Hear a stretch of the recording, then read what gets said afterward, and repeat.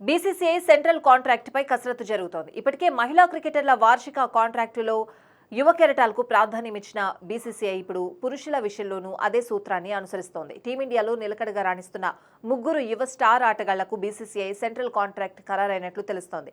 ఈ జాబితాలో team India star batter Abhishek శర్మతో పాటు తెలుగు తేజం నితీష్ కుమార్ రెడ్డి, హర్షిత్ రాణా పేర్లు ఉన్నట్లు సమాచారం. బోర్డర్ గవాస్కర్ ట్రోఫీలో నితీష్ కుమార్ రెడ్డి అంచనాలకు మించి రాణించాడు.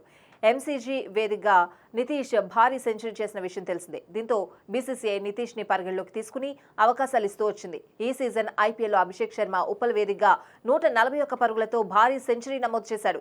ఈ సెంచరీ ఆధారంగా అభిషేక్ ను బీసీసీఐ తమ సెంట్రల్ కాంట్రాక్ట్ జాబితాలో చోటు కల్పించేందుకు సిద్ధమైంది. టీ20లో తనదైన బౌలింగ్ తో రాణిస్తున్న హర్షిత్ రాణా కూడా బీసీసీఐ కాంట్రాక్ట్ లిస్ట్ లో చోటు దక్కించుకోనున్నట్లు సమాచారం. బీసీసీఐ నిబంధనల ప్రకారం ఒక ఏడాదిలో ఒక ఆటగాడు 3 టెస్టులు లేదా 8 వన్డేలు లేదా 10 టీ20లు ఆడితే అతన్ని గ్రేడ్ సి కాంట్రాక్ట్ లో చేరుస్తుంది. అభిషేక్ ఇప్పటి వరకు 17 టీ20లు ఆడగా గత అక్టోబర్ నుంచి సెప్టెంబర్ మధ్య కాలంలో 12 టీ20లు ఆడాడు.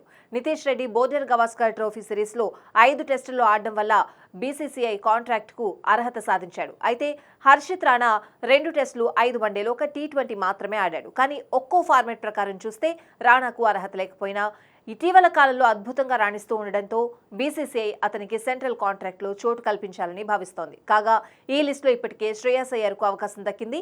మరోవైపు టీమిండియా స్టార్ ఆటగాళ్లు రోహిత్ శర్మ, విరాట్ కోహ్లీ, జస్ప్రీత్ బుమ్రా, రవీంద్ర జడేజా వంటి అగ్రశ్రేణి ఆటగాళ్లకు A+ గ్రేడ్లో కొనసాగుతున్నారు.